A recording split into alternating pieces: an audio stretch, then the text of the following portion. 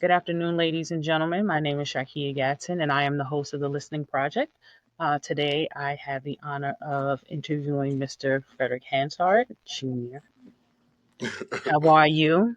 I'm good. How are you? I'm doing well. I'm doing well. How are things been going with you? I see you've been busy in this world. Things been well. Like after I'm a teacher right now. So after I've done teaching, I'm off for the summer. So I've been trying to kind of enjoy that as much as I can. One of my best friends from college, he got married 2 weeks ago. Had the honor to be in the grooms, so I was in there in the grooms. It was a good time. He was in Philadelphia, and then my boy, he makes Afro beat music. Oh, Came up to nice. New, yeah, came up to New York this past weekend. So I was out there with him a little bit, connecting and kind of networking myself. So it's been a busy last few weeks for myself.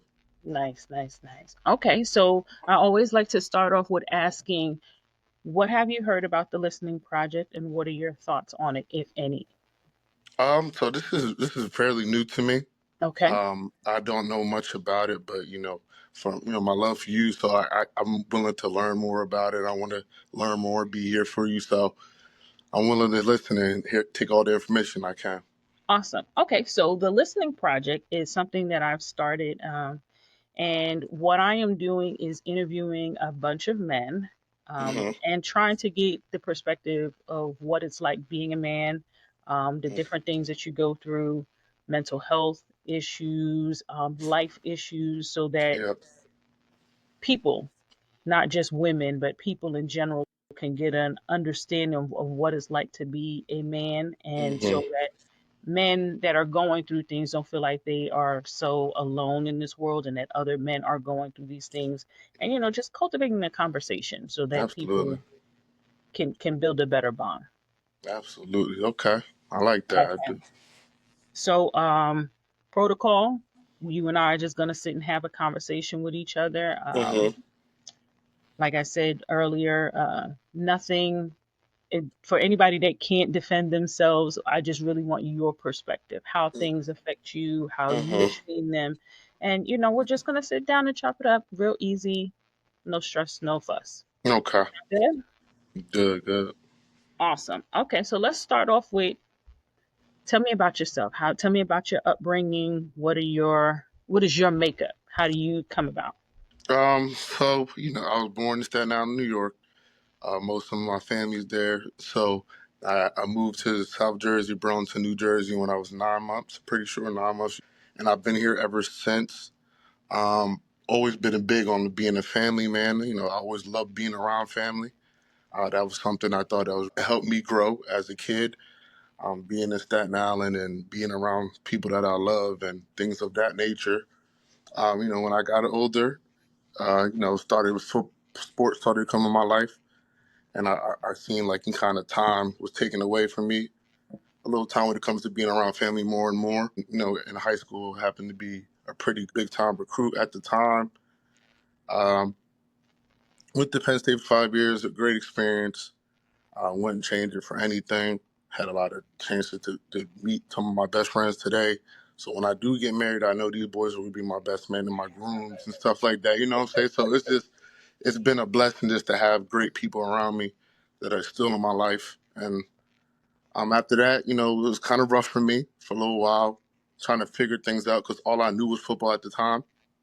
And so, I sat down for a year just trying to figure things out. I had the opportunity to teach, in Trenton, New Jersey. And I think that's another piece that changed my life also because now I'm enjoying it and loving it so much and taking full advantage of the opportunities for me to be a role model, something I could be for these kids. So that's what I've been up to like the past, you know, That's pretty dope. yeah, that's what I've been doing. So, Tell me, where do you fit in terms of your family? Are you an only child? Do you have siblings? What's that like? so I'm an only child. Yeah, I'm an only child. But to me, I never felt like I was the only child. If that makes sense, because and that's like when I said before, when I was younger, always in Staten Island, always around family, and some of my best friends today are the same ones I had since elementary school. So second grade, third grade, and we're still friends. We have a group chat, and that's a long time. So just everybody I talk to, I'm like, yo, that's a blessing just to have, a brotherhood like that, to have friends ever since you was in first grade, second grade. And my best friend since kindergarten, he's doing his thing. He's about to have his first child. He just proposed to his girl, asked me to be his best man. So it's just been a beautiful thing, like, having a brotherhood. So I never felt like I was the only child myself. Oh, that's well. That you know what? That's pretty cool. Yeah. So having that type of friend group and friend dynamic, Hmm. how do you feel like that shapes who you are coming into manhood? Some people feel like when they've had friends for that long, Hmm. that there really isn't a chance for you to grow into who you are because it's you've been kind of sheltered with this same friend group. How do you feel about that? I don't think it changed me a lot as a person because it opened my eyes because there's some friends that I had that around that time that I had to kind of remove out of my life. So I saw steps. I'm like, all right, he's probably not the best person to be in my life right now. I'm Hmm. not getting the right, information, the right, things they tell me about certain things. It's like the stuff I don't want to hear, or like, they're just not good for my life and what trying to do with my life. But I don't think like I don't think it really kind of ruined or like messed anything up because I did have the chance. Like the people I took out of my life, I had a chance to to go to college and meet new friends, go to high school and meet new friends. So I always felt like I'm a people person. That's just who I am, and Yes. I don't just let anybody in my life. But when you are in my life, I feel like this is I know what I'm doing. This is who I want to be in my life. If not, like I'm not afraid to be like, yo, you cool and all, but we can't do this no more. We can't be not necessarily telling we can't be friends, but you just can't be in my life right now in the moment. But I feel like it didn't do anything wrong. I Hmm. think it helps me so much because when it comes to certain things, as a man, like I feel like we keep in so many emotions, and just having the opportunity to get to talk to people who really love you and who are really there for you. So they'll tell you the right things all the time. I think that's also been a blessing for myself. Okay, that's pretty Hmm. cool. So growing up in South Jersey, Hmm. it's significantly different than being on Staten Island. Absolutely. How was that transition going back and forth? And which one did you find you most aligned with? Um, for the one I found I was most aligned with, honestly, just being here in South Jersey. I just felt like at a very young age, I knew I wanted to play sports. I knew I Hmm. wanted to play sports, like in the future, and there were just so many opportunities for myself just to do that, here. But I also believe it was great for me to go back and forth from Staten Island to South Jersey because it's two different lives. So I got a good look of what it's like to be in Staten Island. I would stay there for weeks, and sometimes I'll stay there for months just to be out there and just to grasp and all that, everything else. I thought that was really good for myself just to know how to move in certain situations and certain surroundings. Hmm. But I would say like I feel like this is where I belonged. Being here in South Jersey, it really helped me become the man I am today. How did you get into playing sports? So it's crazy. So my neighbor, he was a soccer coach. He was a soccer coach, and then and like it's like I'm like 4, 5, 6 around that age. We play on the side of the house, and we would just play soccer. And I always was. I don't want to sound crazy, but like I always was kind of better than everybody else. Hmm. And one day he asked my mom like, "Yo, can you just put him in soccer, see if he likes it?" And then that's where it really started for me. Just playing in soccer team. I've been playing soccer. That was my first sport I played, and I played it the longest. So just playing soccer with my neighbors, introduced me to sports, and then I wanted to like, Mom, I want to play basketball. Mom, I want to try different. I want to do wrestling, just different things like that. I think that helped me so much, and in a lot of ways, that's what put me into sports. Because I always wanted to do it, but I didn't know how to ask. Okay. Hmm. So you're a bigger guy. Yeah. Hmm. Did that help or hinder you in terms of playing sports? Did people make an assumption because of your size that you were going to do something Hmm. that maybe It, you weren't necessarily into, like push you a certain way and be like, that's uh, not really my bag? yeah, so I'll never forget this story. I was playing soccer because I was always stronger and faster than everyone else, and then it makes sense to a lot of people. So I remember we was in a game, and one of the parents just, pulled the ref aside. He's like, "Can we get a birth certificate on this kid? Like, it's not fair. Like, he's out here, he's dominating. So can we get a birth certificate?" And I just remember my parents just snapping in that moment. That's what told me, I'm like, all right, I'm bigger than everybody else. I knew I was, but just seeing that and hearing that as a kid, it didn't feel good at the time. But now that I'm older, I'm like, I look crazy compared to some of these kids because they're so much smaller. But it was tough at times. 'Cause I used to get looks like, is this kid really 11? Like, he looks 15, looks 16. Like, is he really the age that that people say he is? But I just took it as, it's a blessing for me to be this side and do what I can do because I can't do nothing about it. This is how big I am, and have big bones, and this is Yeah, running the I mean, but family. okay. So, what are the stats? What are we talking about when we say big? Oh, I don't. I gotta think. So I used to go up in shoe size by age. So like when I was 11, I had a size 11. 12, I had a size 12. 13, I had a size 13. So I was like at least 5, 6 inches taller than everybody else at sometimes, and always a bigger guy that they saw. Some family members used to call me Tank. Like that's how they described me because I was always like this bigger, this much bigger than every other kid, and it's been like that since elementary all the way up to the high school. The only time I was as big as somebody was on when I went to college. That was like the first time. I'm like, oh, so this is what it's like to play with athletes like me, and but I was always significantly bigger than everyone else. And then, so that's like, it was shocking. I'm like, oh, there's not a lot of big kids around me, especially around my this way. It's always smaller kids. So, um, 5, 6 inches bigger than everyone. Like, maybe some cases 100 pounds bigger than some other kids, 60 pounds bigger than some. You know what I'm saying? It was look crazy to me, but I just had to brace it.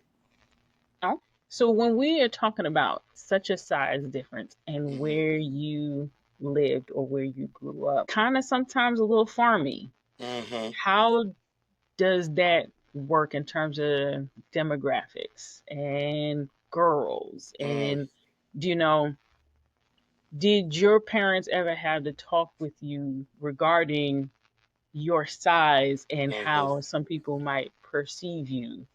And what Um, did that conversation look like? so the thing about like Burlington, I would say it's extremely diverse when it comes to.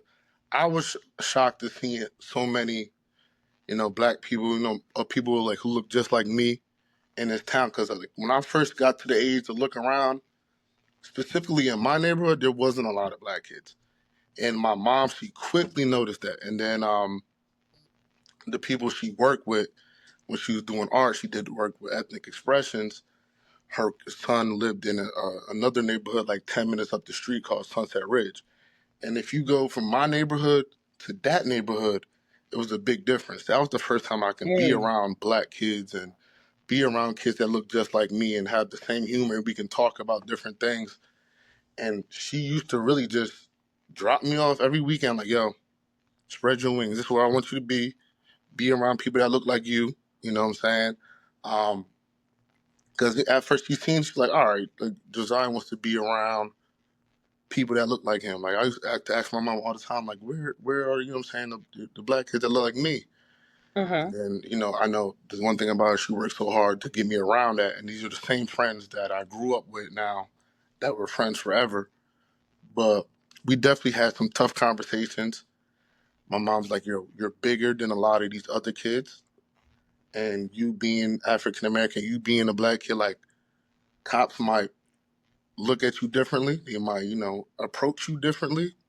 You just have to move the right way. So I always kept myself at a bad situation or places where I felt like, all right, something feels off. Because once I feel off, I'm ready to leave. I'm ready to get out of here. I'm ready to, just be somewhere safe. I don't have to worry about that. But definitely had some tough conversations, especially when I had the chance to start driving. I was still a big guy, and my mom was like, when the cop pull you over, what I'm saying, both hands on the wheel. Make sure, yes sir, no sir, because you want to get out there alive. And then having Mm. friends that are, Caucasian and white, they'll tell me like, oh, my mom did cops here to protect you. It's just a whole different It's a whole different conversation, world. whole different world. And like, I just started seeing, like, when I got to the age, I started seeing how people think about certain things. And I'm hearing how these, other people of Hmm. the race talk about, how good cops are and how they're here to protect and serve, protect. I just looked at it differently because I seen some things and I heard some things. I'm just like, yeah, we're not the same. That's just what it is. We're not the same. And then, I've been around the opposite race for a long time now because going to a boarding school in Princeton, New Jersey, you can just see it wasn't a lot of me, you know, Right. and and just going straight from there to Penn State, and it got even worse. You know what I mean? So like, it was always, I made sure to have my crew, my group, and we stuck together because we had to. Because if nobody's gonna stick up for us, it's gonna be us. So I know it was a learning experience, and I think it's a learning experience I needed just to know how to move in certain situations now when it comes to business or networking. Because Hmm. you need these certain people at certain times. But I Okay. think, yeah, that's about it though. So you said something that was interesting. You said you went to boarding school. Mhm. Not very many people, black people, Mhm. um, go to boarding school, but Mm. you hear some mixed stories about Yeah. boarding school.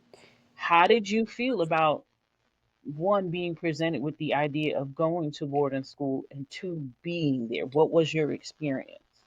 At first, I wasn't with it. I did not want to live at that school because it just I didn't feel comfortable being around people I didn't know and not being home. Like the first school I went, I used to wake up at my house, go on the bus, come home, do the same thing every day. But living on campus, I was not with that. But after some conversations and talking to some people, I know they got me to do it, and I'm glad I did it. But I will say, if I wasn't who I was, it would have been a different experience. If that makes Really? sense, I would say that if I wasn't the football player, the football star, I would have got different looks or different conversations because I saw it. I saw red like firsthand. Like I seen how they not. They wouldn't treat them bad, but the tone in their voice, the smiles on their face, it would be completely different than how it would If be you with weren't me. an asset to them, Exactly. Like if I didn't help them achieve their goals, it they would have weren't going been to help you achieve yours. exactly. So like it was an eye opener there. That was the first time for me to really see that because I didn't realize how good I was in high school until like certain people had to tell me like, yo, you pretty damn good at this sport. So and then people started to notice, and I just noticed the conversations, like I said, the smiles in my face, and people wanted to be around me just because who I am. But if I wasn't that, it wouldn't be that at all. So that's something I really noticed in Do high you school and know what college. kind of kids thrive there? Like, do you like outside of the kids that had a special talent? What Hmm. kind of kids do you think would thrive in that kind of environment? Because, as a parent, you want Hmm. to afford your kid the best opportunity to Absolutely. succeed and find themselves. But what kind of kids do you feel like thrive in that environment and do not thrive in that environment? So I feel like this at Hunt specifically, a lot of these parents and like they have money. They have a lot of money. I've noticed that, and they had plans for their children in the first place. Like, yo, I want you to go to Yale. this is the school that's going to get you in Yale. You follow our directions, you do what we say, and you will get there. Because there was no in between. Like, it was either people who lived in Princeton or it was parents who had ideas. I used to hear so many stories of parents like say, "I'm only reason why I'm here is because my mom wants me to go to Harvard. Only reason why I'm here because my mom wants me to go to MIT." Just certain like these parents have plans and they have connections for their kids to get in these schools and they pay a lot of money. It was $65,000 a year to attend my high school. 65,000. These parents were paying. I couldn't believe it. Like, and it was just a mixture of kids. We had princes from Nigeria. We had Russian, all types of different people. But I feel like the kids that went to my school, they knew what they wanted to do with their lives at an early age, or their parents knew what they wanted to do with their life at an early age, and that was it. Like it didn't give off high school. It gave off like this is a business. We Mm. have to take care of our business, so you This can't is a embarrass. streamline to get these people to where they need to be. Like there's an Exactly. age gap. We can't send you straight off to Mm-hmm. work. Let me. This is Wow. yup. Like, don't embarrass me. Just you go there, do what you got to do. That's what it felt like. It really felt like that. So, like, I had to grow up early. I did really have to grow up early just to be around people like that because it was different. Wow. Hmm. Okay, so you're coming into hormones. Mm, You know, yeah. how does that environment lend itself to it? Because I know college, like Yeah. Oh free yeah. for all, that first year is crazy, but you've Yeah. already had like a jump start to that being in boarding school, Mm-hmm. and you're doing a lot of that navigating by yourself or with your friends. Yup. How does that work? I mean, like, you find your ways. Like, you can find if you like like you said hormones. You have feelings. You had these feelings in your body. Like, you can find your ways. There were girls. Like, I feel like the athletes stuck with the athletes. So the girls basketball team, the girls soccer team, like, we all was there just to play our sports and we wanted to have a little fun, right? We wanted to Mhm. get our education and have fun. So that's what we did there. Like, I'm not saying like we just all no, but we found our way. I'm not saying like high school wasn't completely fun, but we found our ways to, enjoy ourselves, more than others. So, But do you have that? How do you have that conversation where it's like, yo, I got access to these people a little bit mm, more than if I have to go home and I got a curfew at my mom's house mm, versus we're all kind of like it almost kind of gives me some in some ways like Olympic Village mm, where you got all of these super athletes and super smart people yeah, and people with money and access yeah. all in one place. Like So the thing how do about people not get themselves in trouble? Is my yeah, so question yeah, basically. so basically, um, there's curfews. We had a study hall from 8 to 10 every night. 8 to 10 Had to? had to. We had to sign in, sit there and study for 2 hours, and then we have to go to bed. So they lock the doors to keep the boys on one side and to keep the girls on the other side. And there's cameras on both sides. Yeah, Entry and access points. Okay. yeah. So they knew what they're doing, and they had families that lived in the dorms too. So they had these apartments. Yes, they called the residential life. Like, if you look at like a Proctor in college, like, they had families like with children, wives that lived in each section of the dorm, so they know. Like, at night they'll check like Fred here, okay, Tyler here, so everybody else have a So y'all checklist. had RAs in boarding RAs school. in boarding school, so the freedom, it was hard. Like, the only time we have freedom would be like, so after study hall we got to 11, so like an hour. So kids would go on walks or whatever, just walk around. The school was in the middle of the woods, and I heard some stories like people would go to the woods. You know, Mm-hmm. people would go behind certain buildings. Like, it's that's the only way you can be free in a Mm. sense. Because at the time I didn't feel like I had freedom like I wanted to. I couldn't do the things I wanted to because everything was on the schedule. We had to sign in. at lunch. Like, why am I signing in at lunch? Like, yeah, if you want to go out to, because you're right next to Princeton University, if you want to go to campus to get some food there, you have to sign out there, have to have permission. Like, a parent has to put a permission form. Wow. It was a lot, but the times we did get to enjoy ourselves and be outside more and more, like it would be the weekends. Like, oh, my boys would be like, "Yo, my parents are asking, you can stay at my crib. We all sign out, get a permission for our parents." That's how we got out to get Enjoy out of Hunt for a yourself. little bit. Yeah, so like we needed to have a little alone time. Like it felt like we were isolated in this. Like you said, it's a village. It's like just isolated in this like one little area.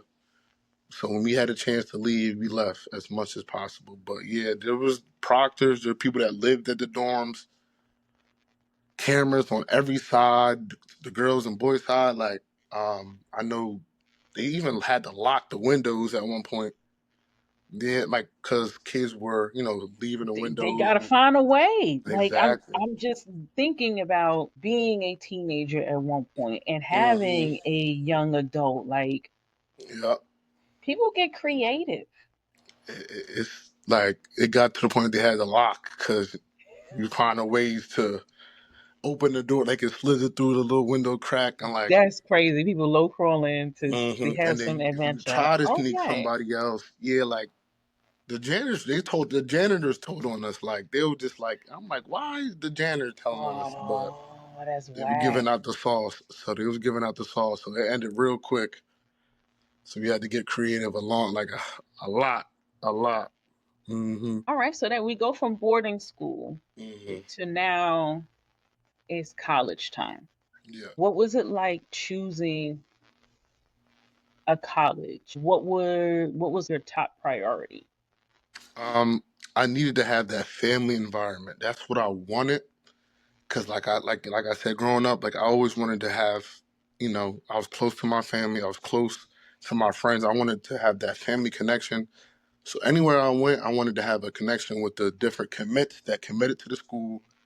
I had wanted to have a relationship with the coaches, the strength staff, the nutrition. I wanted to have that all before I committed to a school. Mm, Before I committed to Penn State, like I did a lot of visits, and my dream school was Florida. I love the Gators. I love Tim Tebow. That's who I grew up on. That's who I wanted to play for. So I committed there. I committed to Florida, but I just noticed how like out of tune the commits were. They didn't talk. They didn't have conversations. They didn't get. You know mm, what I'm saying? Get on the game. Just do kid things like this. They just stayed away from each other. It was weird to me. And then I visited Penn State a few times, and then I came up for a game, and just that whole weekend, it just showed me like this is where I need to be. This is something told me like this is where I need to be. Um, just the relationship with everyone, the players already there, the people that are already committed there. I have felt a great relationship there that I didn't feel at Florida. Like I automatically got in a group chat and they're speaking, they're having conversations. That's all I wanted was a conversation, just to see who I'm going to be playing with. I just didn't have that at Florida. And I tell other people all the time I made a football decision instead of a life decision when I committed to Florida instead of Penn State. But I'm glad I did make the mm. decision I made. So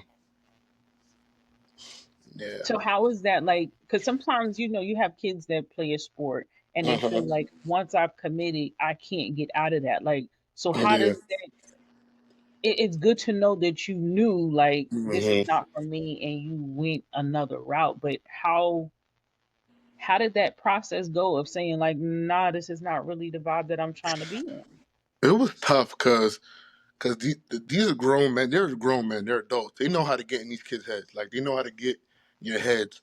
So while I'm at the visit at Penn State, they got insiders. They got people that know I'm there, right?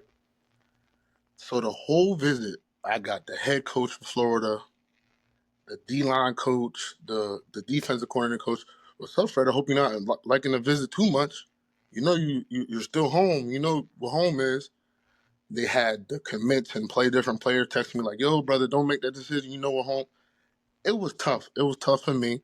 I didn't want to do it. Like I just didn't want to do it. And I remember I gave brought up the idea to my parents, My mom was like, "Yo, I'll call the coach myself." Like, I'm like, 'cause I just didn't feel comfortable enough, but I felt like I Hmm. had to say something.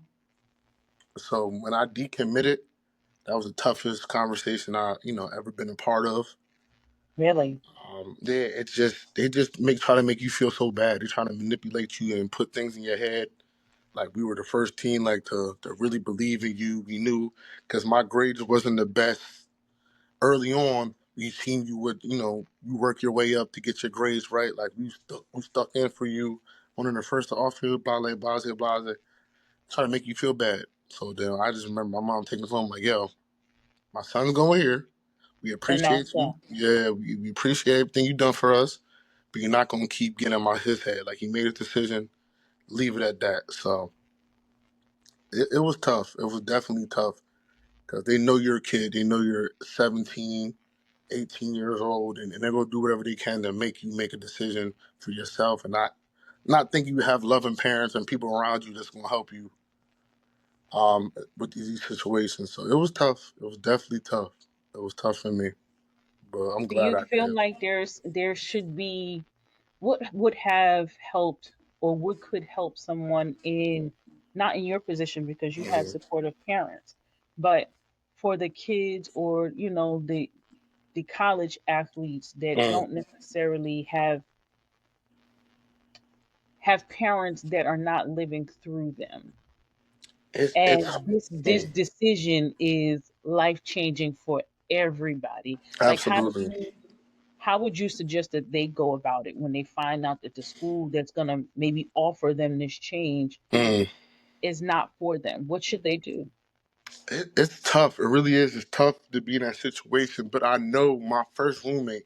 It was a similar situation, and he was telling me how he went about it in certain ways. He said like, Fred, all you can really do is just have somebody smart enough that knows the game or knows the business side of it and knows that these coaches are telling you BS or they're telling you the real.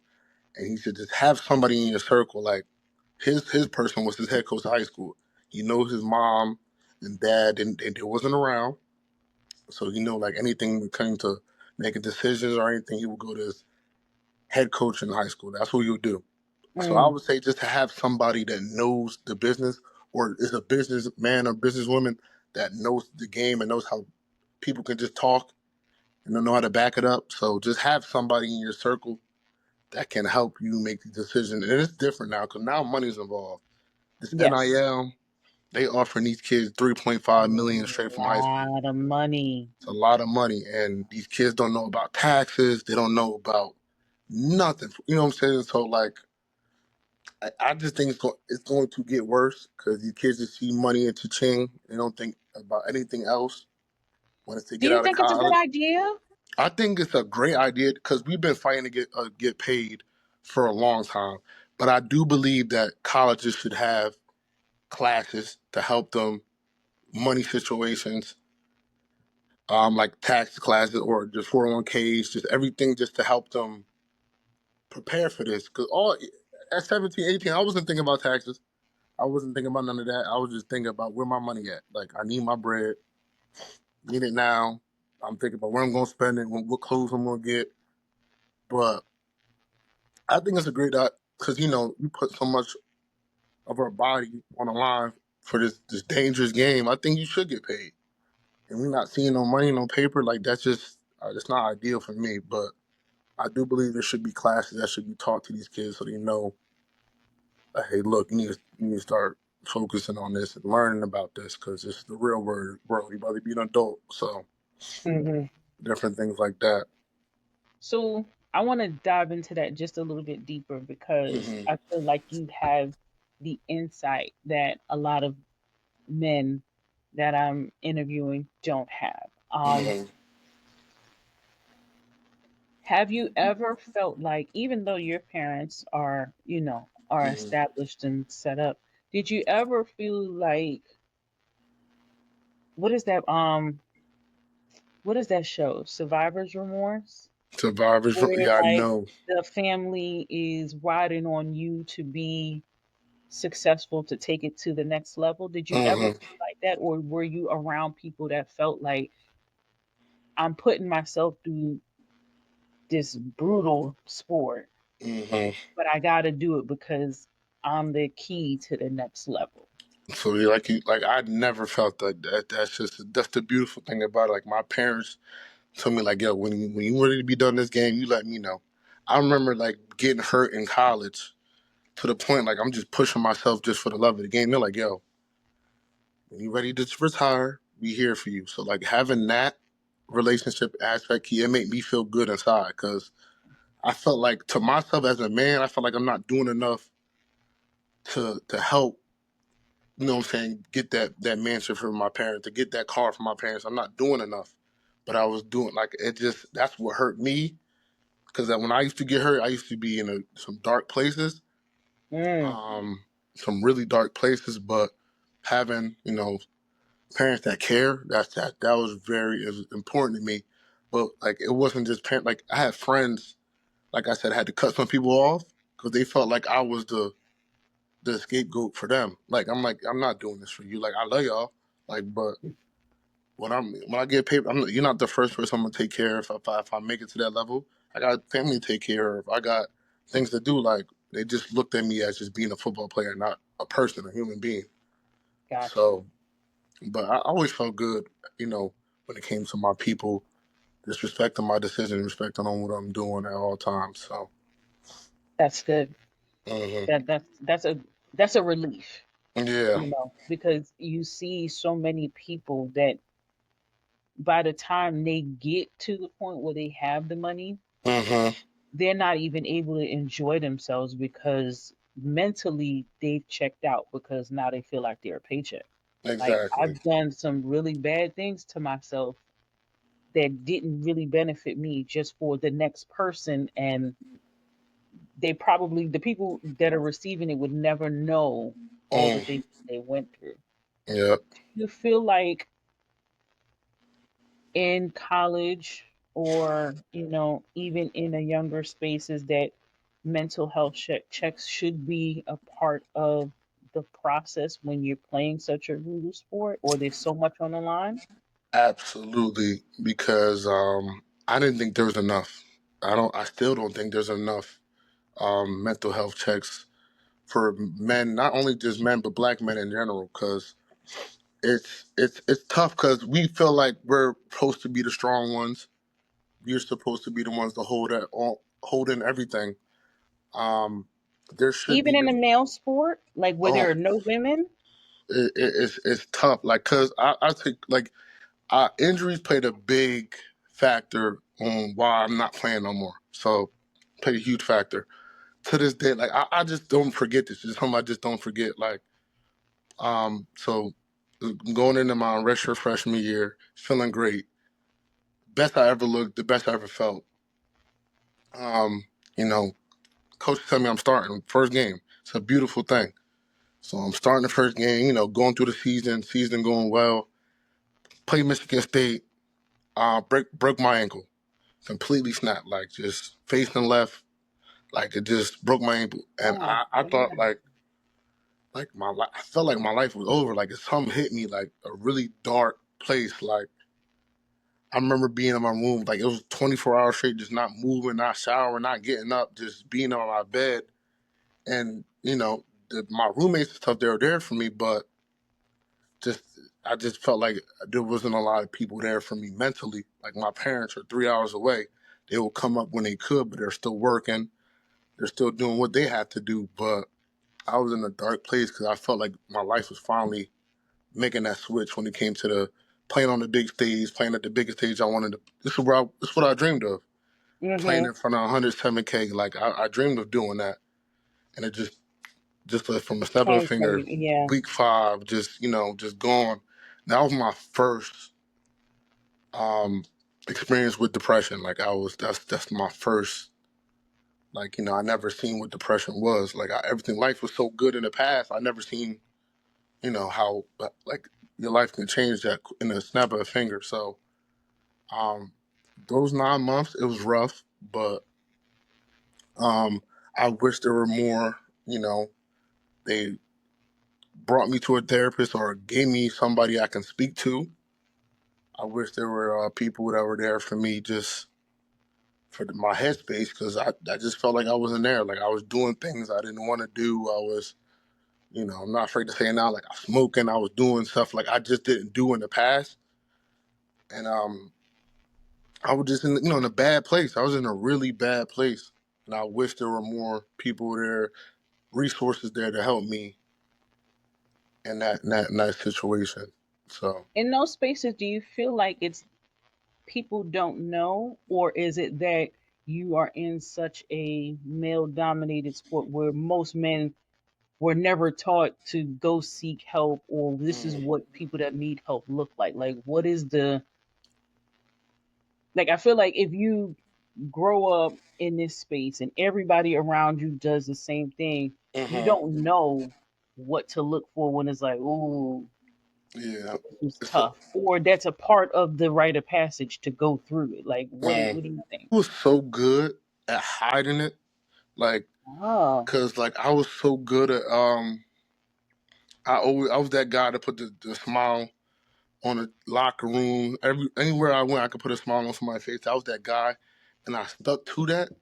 Like instead of asking for help and like just, I felt embarrassed if I did. Like I don't know why there was something about that because I felt like had to be a man in such a manly dominant sport. I'm like, you know what, I'm fine. This is just a little time I can get past it. But the more it got worse and worse, I just kept it on me. Like the only people I told was my roommates. Like that was it. Like because I knew when it came to football, like I'm just the player that got hurt. We're in the middle of the season. We're trying to go to a bowl game. We're trying to win a national championship. That's what the coaches are thinking about. They're not thinking about me. It got to the point where like I would go to practice on my scooter, but it would be so cold, so they'd tell me to go home. Right? I'm like, I'd rather stay outside in the cold on my scooter and just to man be up. to be inside by myself. No, no, no, no, no, no, no. I remember once somebody said, like it'll be a distraction. I'm like, a distraction? Oh Like a man. distraction because they're not, we're trying to get ready for the game and they're worried about, what I mean? I'm like, damn. Like, so that's the first eye opener to me. Like, damn, this college football is just a business. At the end of the day, it's a business. Like these coaches, they will say they care. Like there was some coaches that really care, but at the end of the day, they had the ring to win. They had money to make. They had to feed their families. So I was just a piece that needed to take off, the Take off the checker, board yeah, for a the little bit, chessboard, yeah, until you able to. Okay. recover. So, but I was really good at hiding it. I was good at hiding, um, emotions and stuff. Like if I wanted to cry or just, I would lock my door and I would just like, put a pillow, I'm saying, around my face so nobody can hear it. Like I would just keep everything to myself. And looking back, it wasn't probably the best thing to do, but it helped me learn, helped me grow. Like if a certain situation, like I know if I'm going through something, I got somebody I can talk to. I need to get this off my chest. If I don't, it's going to be heavy on my heart. Blase, blase. I'm not going to sleep. This and the third. So, um, but yeah, just being a 19-year-old kid, it was just, I just felt like I had to hide it. I just felt like there's nobody I can really talk to, like, because I know my roommates are focused on the season too. I'm not trying to be a distraction to them. I find that Um, interesting because you have people assume that when you have an active mm, male dad in your life that you're exempt from these things. You're mm, exempt from feeling alone. Like, nah, you got a dad there. Like, that mm, you wouldn't go through that. So that's very eye opening that even though you might even have that support system there, that sometimes you don't use it mm, just out of, you know, what you feel like you need to do. Hold yeah. on. um,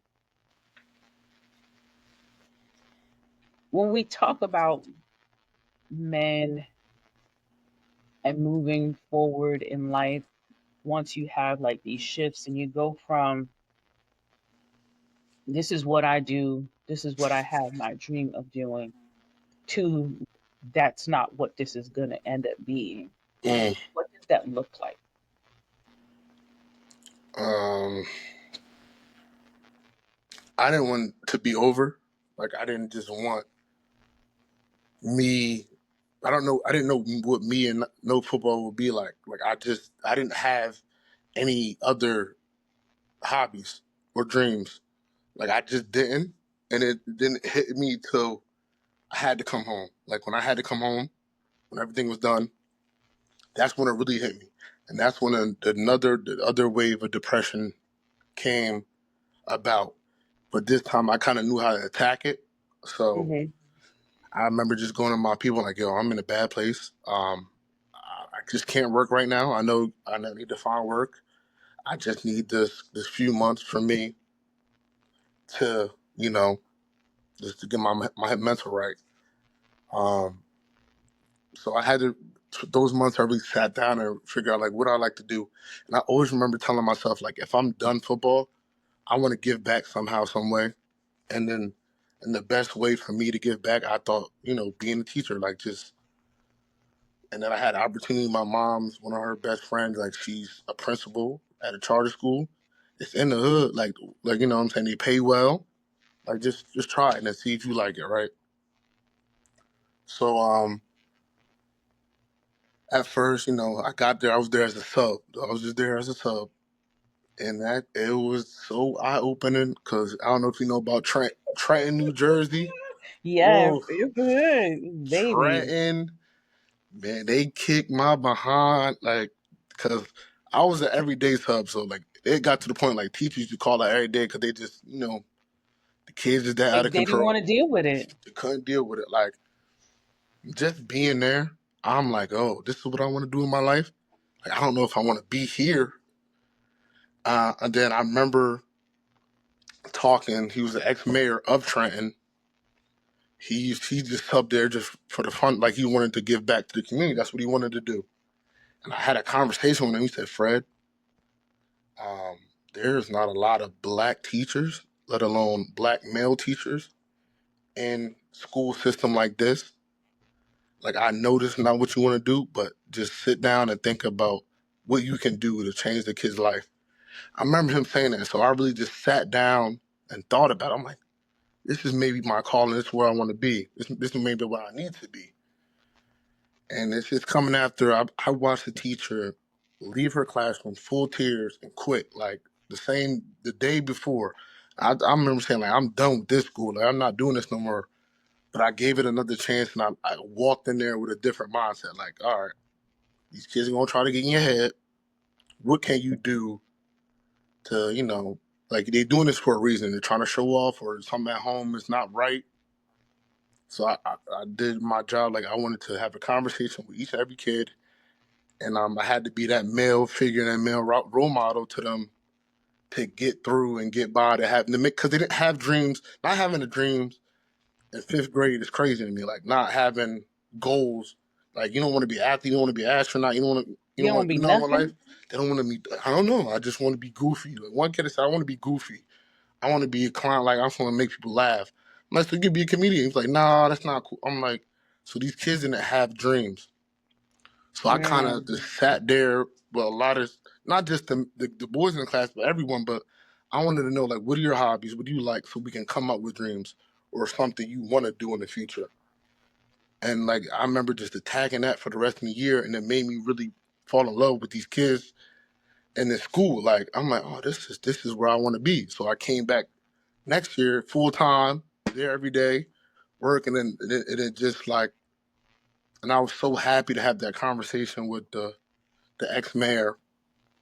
Because if it wasn't for that conversation, I would be somewhere else, probably in the suburbs, teaching, Right. Where's and a whole lot easier, a whole lot easier. Like I didn't want it to be but easy. the I wanted reward wouldn't be as much. Okay. exactly. I wanted a challenge. Like just hearing these kids, like just yo, Mr. H, like I scored my first touchdown. Like or like Mr. H, like I hope I'm making you proud. This and the third. Like just telling me about their sports, want me to pull up to their games, and me come to their games. It just means a lot to a lot of these kids because a lot of these kids don't have fathers in their life. And a lot of these kids are parents are younger than me, and they're in the fifth grade. So they had them at a very young age. So Hmm. it's just it's different, but I think it's well needed, and I'm so happy that I can help somebody just by being there, just showing up every day, just showing up because I see teachers like, I'm not coming in today. I hear these teachers like, I'm not showing up. I can't do this today, and it's stressful and it's hard. Like at the end of the year, you checked out. Like I was ready for that year to end the first the first 2 months, First but 2 months were like, ooh, I'm waiting for this year whoa, to be over. yeah, it's time to be. But like you get used to it and you build a routine and you have to love what you do. Always love what you do. So like once that really hit me and I really started doing that, like I'm like this is where I want to be. And I told him like, yo, like I can be anywhere else right now. So, but this is where I want to be. When they told me they gave me a contract to come back, so I'm glad to be there for our third year.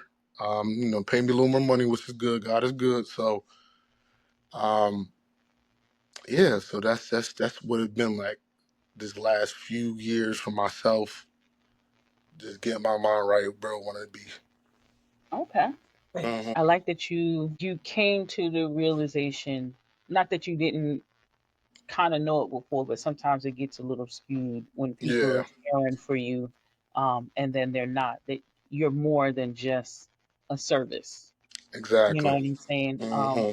So I'm happy for you that that happened, and you can absolutely show young children of all sorts, whether it be male or female, Yep. um, that they're worth something and Uh-huh. that somebody can see them. Exactly. It is very troubling when you think about kids not having dreams Yeah. because you assume even kids that grew up in the hood You that have you have a dreams. dream of being Mm-hmm. something. Like even watching TV, like you didn't get something from that, like, oh, I want to try that or I want to be that when I grow up. So Yep. that's kind of scary in a very alarming way that kids are Mm. not dreaming anymore. Um, as a young man growing up and you're around these children, what does that make you think about in terms of having a partner, maybe having a wife, having children? Like, does that deter you because you see these struggles, or is it something where it's like, no, I want to jump in the fray one day and have Mm. my own family or legacy? Um, at first, I ain't gonna lie, before I started working in school, like I'm fine with not being married. Like that was just me. Like I was fine with not being married. Um, but being in the school now and really just being around these kids, I'm like, I want a family. Like this is what I want. I want somebody, to come to me for certain advice and certain things that, nobody can tell you but your parent. Um, I was fine with not having kids and stuff like that. I don't know why, but that's just who I was at one point in my life. But now it's a changed mindset. Like I want a family. I want to have kids, and like now I'm seeing my boys get married. Just looking Mm-hmm. at that, like like I'm like I'm not gonna cry. Like I said I'm not gonna cry.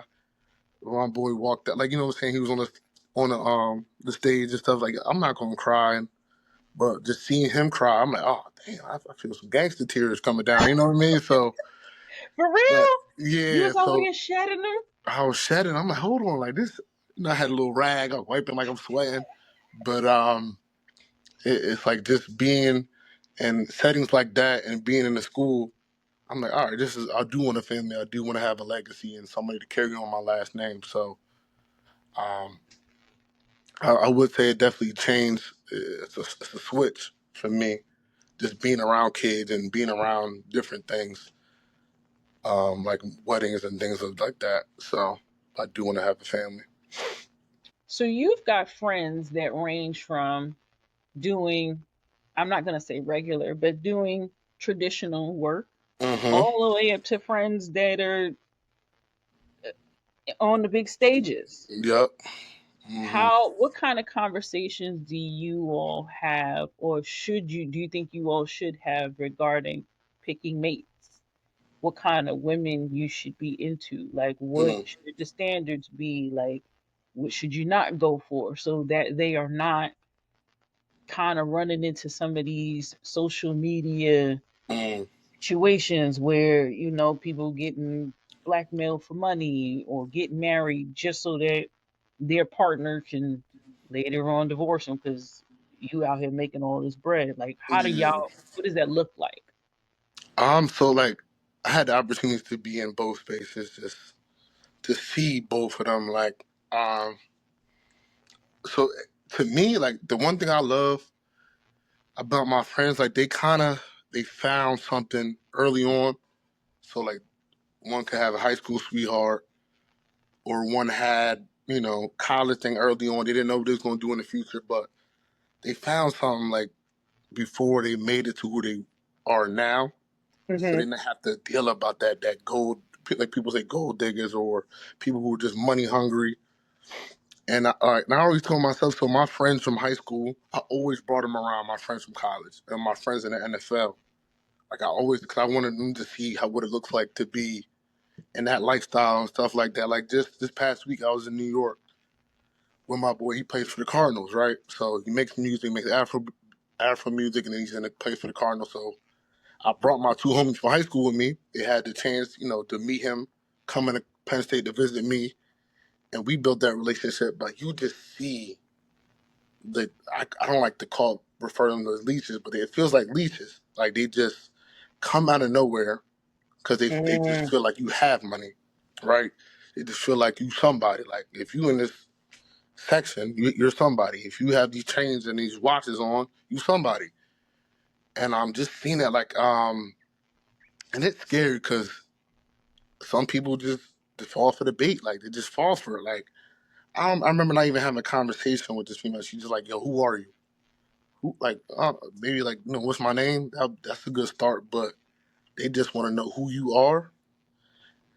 Um, Instead of like really get to know you or liking you, think you're attractive or anything. It's hard.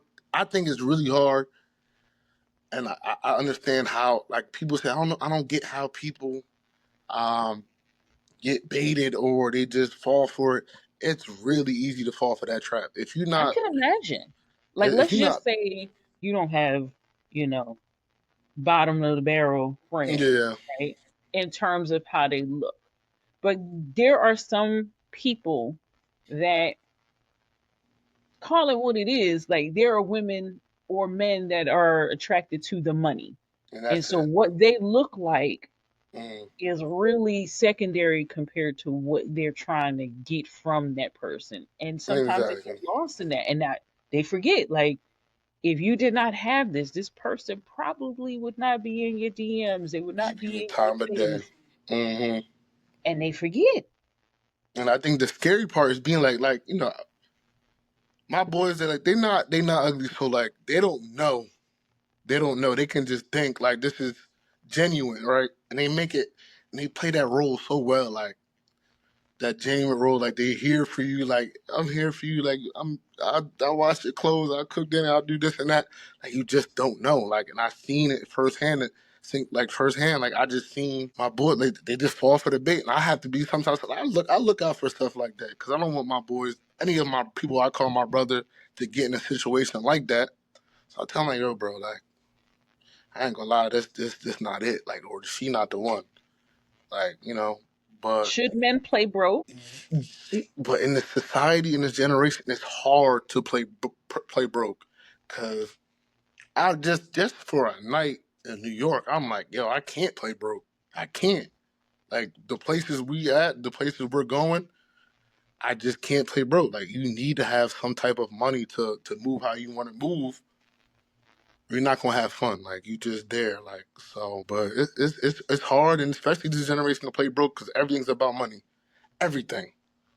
They gonna get their money. Like no matter where you go, you gonna get hustled. Like that's just these sections, these clubs. It's a scam. I think it's a pyramid Yes. scheme. Like it's a pyramid. Like it's just like if you can go into a liquor store and get a big Don Julio bottle for $65, And but you pay like 1,500 for it in a club. You're like, 1,500, come like it makes on. no sense. And people we fall for that bait. We pay for it. And the thing is, we don't drink it. Like we invite these females in our section. We call it the section, the VIP. They drink it, like, and then we like, yo, we just wasted 1,500 for what? Just to sit there and listen to Bobby had a couple songs and go home. But yeah, it's tough. It's tough to be bro, to act like just to go to somewhere just to. dance or you want to just listen to music, it's tough to buy a few drinks. You know, even if I go to Jersey City or something like that, I'm spending $45 at a bar for a For a cup. regular. I'm like, yo, like I can't live like this. So it's Hmm. difficult. This generation, it's difficult. What would you think? Not intentionally, but do you feel like when it's time for you to choose your partner, there are things that they're gonna have to show you before you say Um, yes, this is the person? Like, would you unintentionally feel like you need to test them to see because of what you could expose them to? so like everything's, I feel like right now, especially right now, has been a straight test. Like I don't know, like I don't. It sounds crazy, but I feel like everything has been a test because people see my Instagram, they automatically assume something like, you know, he got blue check, he doing this, he doing that. Like they assume I'm somebody. Not telling them like I'm like before it start, like you know what I'm saying. Like they ask me what I do, I'm like I'm a teacher. That's the first test. You know, some people will be like, oh, I got responses. Oh, like you know what I mean. Like that's crazy to me. Like oh, that's all you can say. But some people like you know like that you're a teacher, like they giving back to the kids and being around children. But that's my first. That's the first test for me, just to see how they respond to me being a teacher. Like you know what I mean. Like so, some people take it as I was only going after you because you look like you have money or you look like you're somebody. But some people are actually genuine, like, oh, that's what's up. Like, what are you teaching? And the conversation goes on and goes on. And I can really see how that person is. And then, you know, meeting the person, that's a whole nother test. So I think you have to move around like it's a test nowadays because you never know who's genuine and who's not. When you think about your potential person or what they could be, how do they need to fit into your family dynamic? How important is them meshing with your family, like your biological family versus your family friend group? Like, which to you is more important for them to mesh with? It just has to be probably my family because I think it's so important to me. Like I just think um, you know, if you can't vibe out with my mom, my dad, my cousin, my family, like I just don't think you for me because that's who I am. I feel like Hmm. that's who I match and mesh with the most. Like it could be months and years I haven't seen somebody, but once I seen go see him and you know hang out with my family is always genuine, and the love is always the same, and that's really important to me. So like they have to know how to you know connect with my family for sure. Because if not, like it's just not gonna work. Because this is who I want to be around. This is who I want you to be around. And if you can't, you know, get down with them, like it just won't work at all. Okay. So, mm, All right. So, we are almost done. I just have one more question for you. okay. Having sat with me and we chopped it up a little bit, had some conversation. What is the one thing that you feel like if you could impart your wisdom on women, the world, um, what is one thing that you feel like we could do as a society to help men overall? But to me, honestly, just being yourself. It sounds so cliche, but just being yourself and being organic. Um, I feel like everybody's trying to play this role, like it's an acting, or actress role. Like everybody's trying to be something that they're not in the society, and they can mess with somebody's mental when they think they're talking to a certain individual, but deep down they're not. Cause I see all the time, like you know, I'm talking to somebody. I thought they were just this one person, this good soul, good heart, but they're playing this persona, they're playing this role, and they just change. You know what I mean? They just act like some. They show you the real them. And I don't know if it's something that's happened recently, but I see it so much now. Like just everybody just not being themselves. They want to be a social media influencer. They want to be somebody just for somebody else and not themselves. So I want to like. I just want to get like you know. want everybody to be more organic. Don't be afraid to be yourself. Don't be afraid to be your goofy self.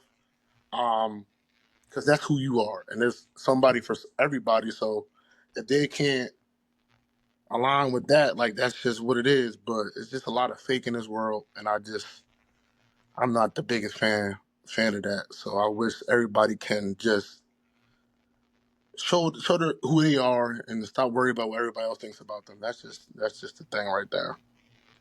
Okay. To double down on that, what do you think? I'm trying to phrase this properly. How do we get people, but more importantly, men, okay with rejection or the idea that not everybody is going to like you or Mm, accept you in a way that they can be that? They can be okay with being just themselves and understanding that not everybody is going to be your cup of tea and you're not going to be everybody else's, but that's okay too. How mm. do we get to that point, or how would you suggest we start to get to that point where people are okay with hearing, not like you're cool, but you're not necessarily my type, and it not be a thing? I think egos go along with that.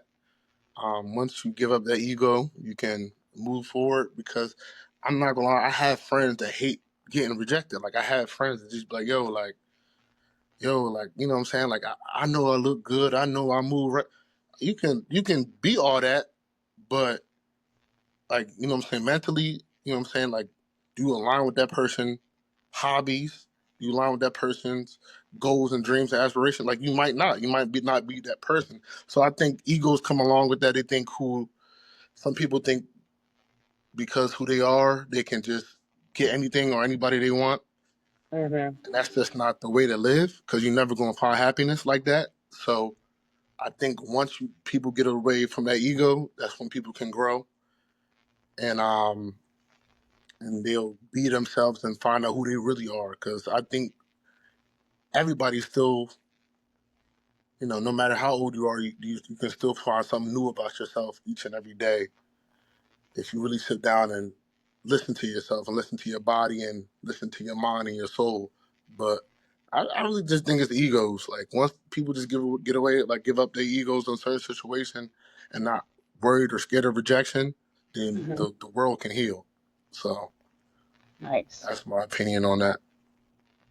Well, I appreciate you sitting down with me. Oh, absolutely. It was awesome talking to you, and I hope that you continue to teach, both on the field, off the field, and just continue to be the dope person that you are. And I thank you for being a part of the listening project.